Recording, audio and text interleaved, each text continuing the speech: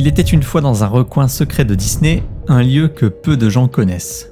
Ici, les couleurs dansaient au bout des pinceaux, et les idées prenaient forme sous chaque coup de main. C'était un endroit où les rêves ne mouraient jamais, mais où certains finissaient par être oubliés. Un jour, une petite souris plus curieuse que d'habitude a fait une erreur. Mickey, entraîné par son goût de l'aventure, s'aventura dans cet atelier interdit et d'un geste malheureux renversa le pot de peinture magique. Cette peinture nous envoie directement dans le monde de Epic Mickey.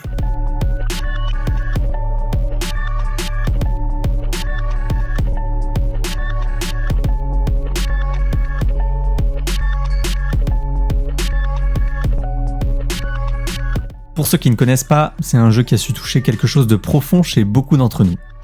C'est drôle parce que quand tu penses à Mickey Mouse, tu te dis tout de suite c'est pour les enfants, c'est un personnage mignon, sympathique, toujours souriant. Mais Epic Mickey, c'est un peu l'envers du décor. C'est le moment où tu réalises que même dans les univers les plus lumineux, il y a des ombres, il y a des histoires non racontées, des rêves brisés qui méritent qu'on s'y attarde. Imagine-toi un instant, retournant en enfance. Là où chaque personnage de dessin animé avait une âme, une histoire, une profondeur que tu ne pouvais voir qu'avec les yeux de l'imagination d'un enfant. C'est précisément ce que Epic Mickey nous offre. Un voyage dans un monde où même les ombres ont une vie, où chaque choix que tu fais, chaque coup de pinceau que tu donnes, laisse une marque indélébile sur un univers qui semble presque oublié.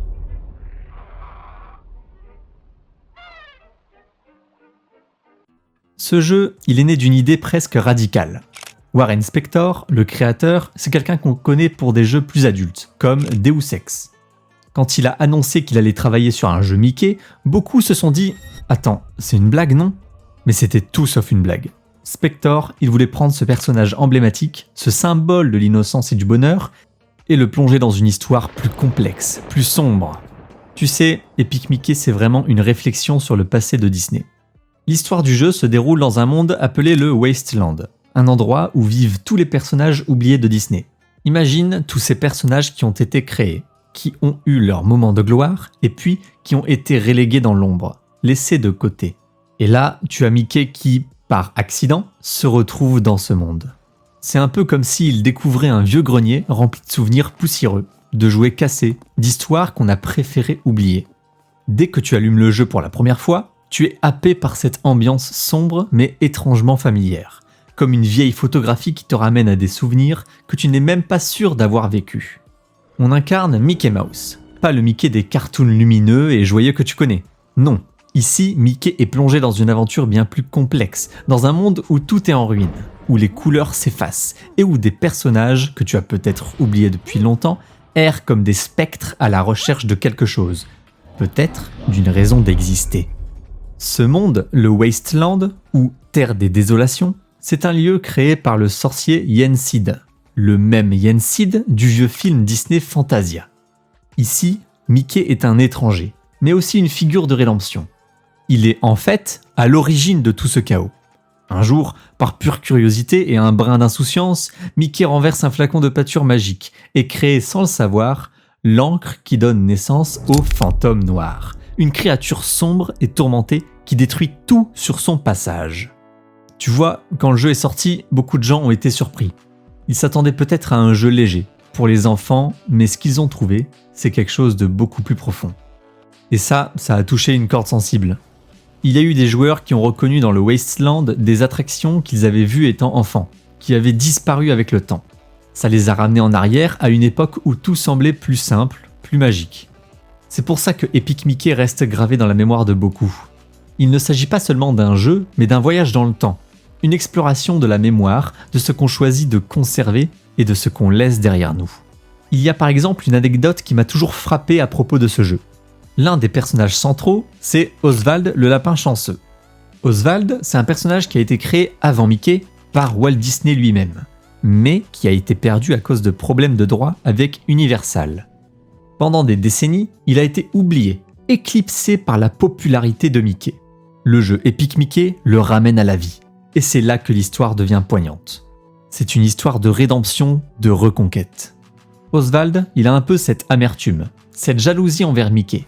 Imagine, tu étais censé être la star et puis on t'oublie, on te remplace. Pendant près de 80 ans, Oswald fut relégué aux archives d'Universal, éclipsé par la célébrité mondiale de Mickey. Et ce n'est qu'en 2006 que Disney décida de récupérer les droits sur Oswald.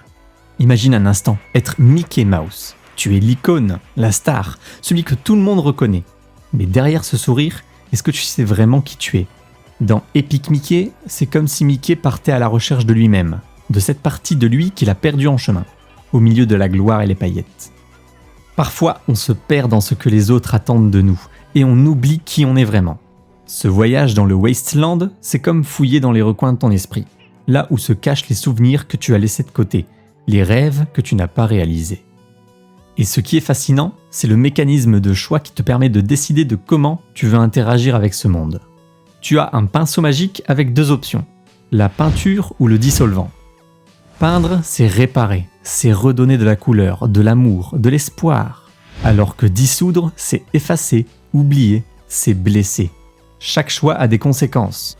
Si tu choisis de réparer les choses, tu gagneras la confiance des personnages. Tu recréeras des liens, tu redonneras de la vie. Mais c'est plus difficile, cela prendra du temps, demandera de la patience et tu devras faire face aux erreurs du passé. Si tu choisis de dissoudre, tout devient plus facile. Tu peux tout effacer sans te soucier des conséquences immédiates, mais cela laissera des cicatrices sur le monde et sur toi-même. L'une des choses les plus marquantes, ce sont les personnages oubliés. On croise par exemple Clarabelle, l'ancienne acolyte de Mickey, devenue triste et solitaire. Ou encore les Gremlins, ces petites créatures oubliées des premiers cartoons de Disney qui n'ont jamais vu le jour. Tous ces personnages t'aident ou t'entravent selon les choix que tu fais. Ils ont une histoire, un passé, une blessure. Et tu te rends compte que chacun d'eux est comme un reflet de toi-même, de tes propres regrets, de tes propres rêves évanouis. C'est ce qui rend Epic Mickey si attachant et si poignant. Chaque personnage, chaque lieu te rappelle quelque chose. Et puis, dans le jeu, il y a aussi cette ambiance, ce côté un peu gothique et un peu mélancolique. Les décors sont pleins de détails, de références aux vieilles animations, aux attractions des parcs Disney oubliés avec le temps. On parle souvent de Disney comme d'un empire du rêve. Mais Epic Mickey, c'est un peu la face cachée de ce rêve. C'est ce qui se passe quand les lumières s'éteignent et que le rideau tombe. Des films emblématiques comme Le cabinet du docteur Caligari, sorti en 1920, ont directement influencé la direction artistique du jeu. Dans ce film, les décors sont construits de manière à sembler penchés, exagérés comme s'ils étaient vus à travers une lentille déformante, accentuant une ambiance de rêve ou de cauchemar. C'est précisément cette approche que Epic Mickey adopte dans la conception de son monde. Dès que tu entres dans le Wasteland, le monde désolé du jeu, tu te retrouves face à des paysages où les perspectives ne sont jamais droites, où les bâtiments semblent s'écrouler ou se tordre comme dans une vieille photographie mal exposée. Epic Mickey Rebrushed, c'est une version améliorée du jeu, une sorte de deuxième chance pour le jeu de toucher encore plus de gens.